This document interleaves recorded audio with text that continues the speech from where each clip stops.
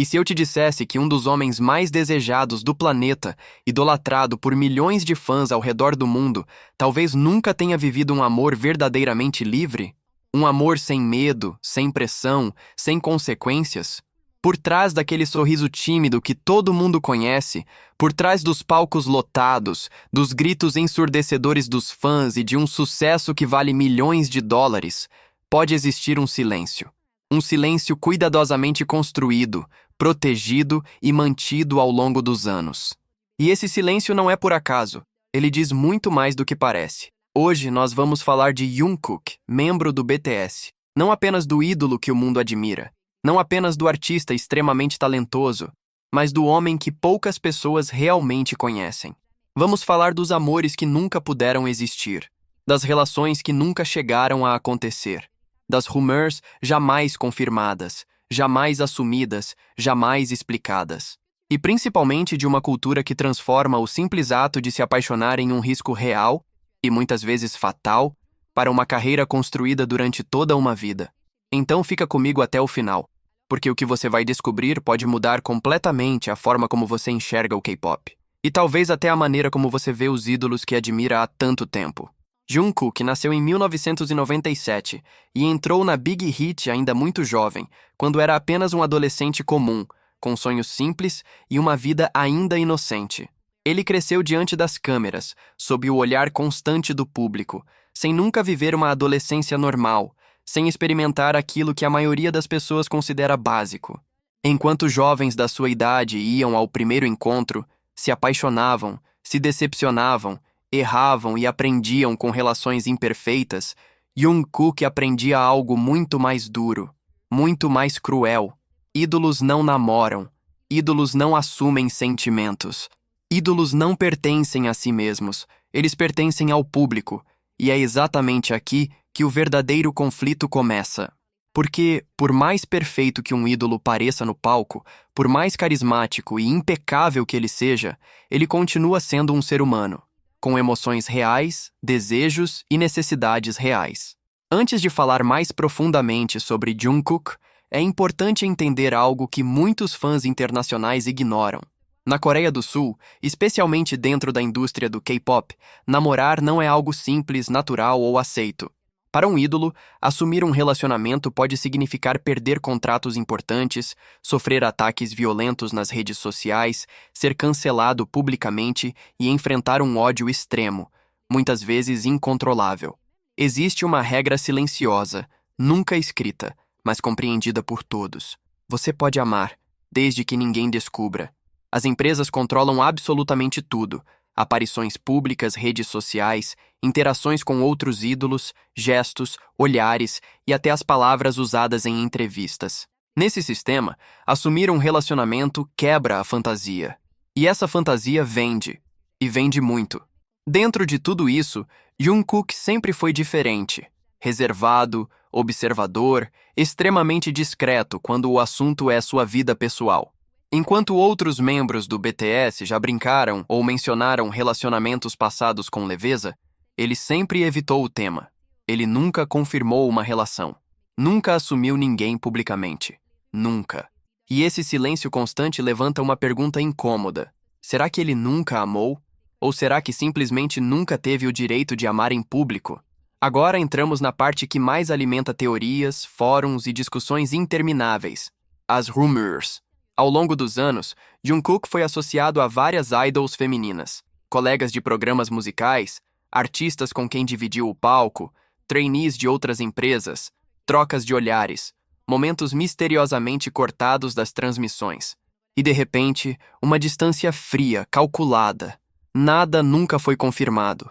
Tudo foi apagado, enterrado, esquecido de propósito. Porque no K-pop, o silêncio é quase sempre a melhor defesa.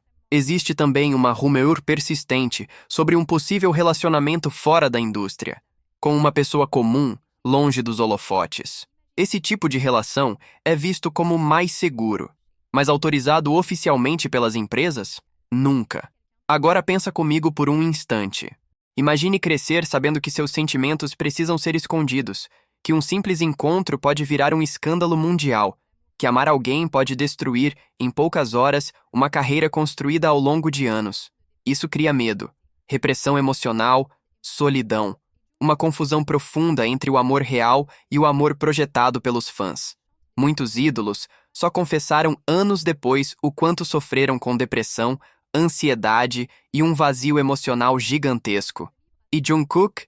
Ele canta sobre solidão, canta sobre ausência, canta sobre sentimentos que não podem ser vividos abertamente. Coincidência? Ele fala pouco, mas canta muito, e muitas vezes se entrega através da música.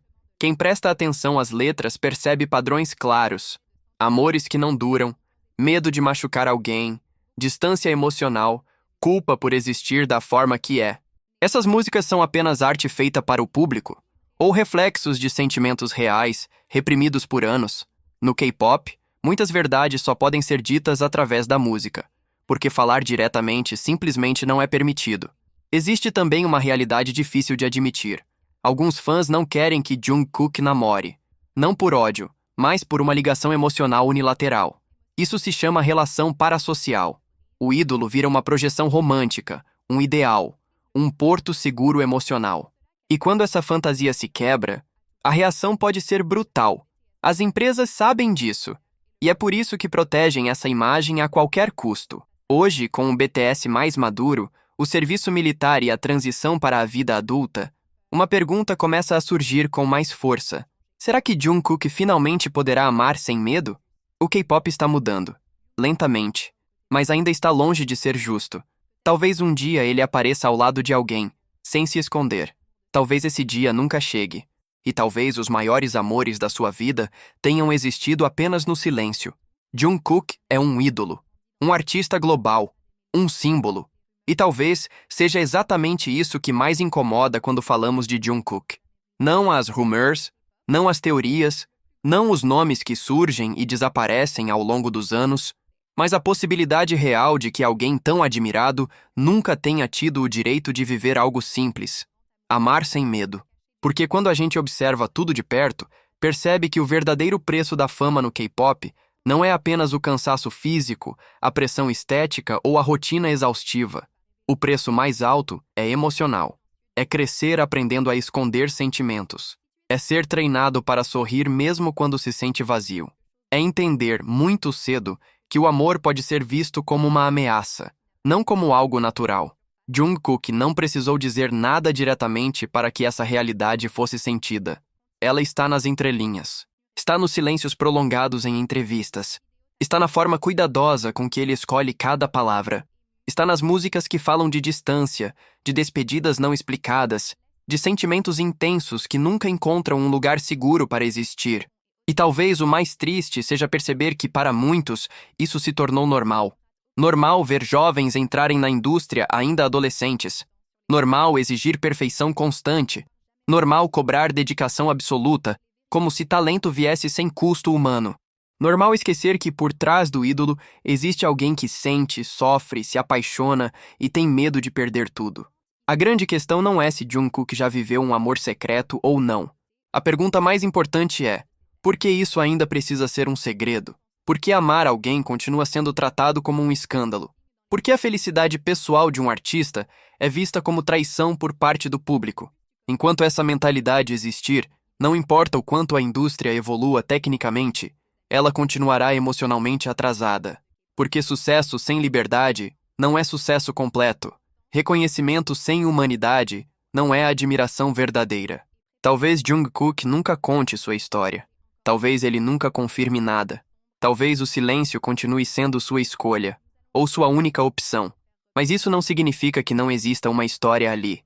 Significa apenas que ela foi vivida longe dos nossos olhos. E talvez, no fundo, isso diga mais sobre o sistema do que sobre ele. Como fãs, como espectadores, como pessoas que consomem esse conteúdo todos os dias, existe uma responsabilidade que raramente é discutida. A responsabilidade de questionar, de respeitar limites, de entender que ídolos não nos pertencem. Eles não são personagens criados apenas para alimentar fantasias. Eles são seres humanos tentando sobreviver dentro de um modelo que exige demais e oferece pouco espaço para existir de forma plena. Se o K-pop realmente quiser mudar, essa mudança não começa apenas nas empresas. Começa no público. Começa quando paramos de romantizar o sofrimento. Quando deixamos de exigir exclusividade emocional. Quando entendemos que amar alguém não diminui o talento, não apaga conquistas e não destrói carreiras, apenas torna o artista mais humano. Talvez o futuro reserve a Jungkook algo diferente. Talvez ele encontre, ou já tenha encontrado, alguém que o veja além do palco, além da imagem, além do nome. Alguém com quem ele possa ser apenas John Jungkook, sem expectativas, sem máscaras, sem medo. Ou talvez não. E essa também é uma possibilidade dolorosa. Mas uma coisa é certa: ninguém deveria ter que escolher entre amar e existir profissionalmente. Ninguém deveria sacrificar sua vida emocional para manter uma imagem intacta. E se essa reflexão te incomodou, te fez pensar ou até te deixou desconfortável, talvez seja porque ela precisa ser feita. Porque por trás de cada ídolo perfeito, existe uma história que nunca foi totalmente contada. E talvez o maior ato de respeito que podemos ter por eles seja justamente isso: enxergá-los como pessoas, não como propriedade, não como fantasia, mas como seres humanos que merecem viver, amar e ser livres.